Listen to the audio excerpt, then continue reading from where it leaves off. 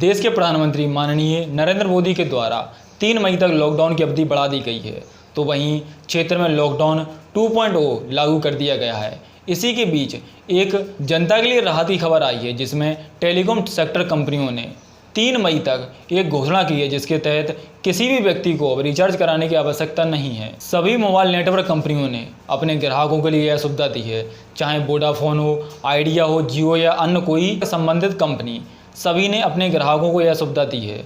तो वहीं अब तक हम इन सुविधाओं का लाभ लेने के लिए 50 या 100 रुपये का रिचार्ज कराते थे, तो वहीं अब ऐसे रिचार्ज कराने की आवश्यकता नहीं है। एसआरबी आपको साफ कर देगी।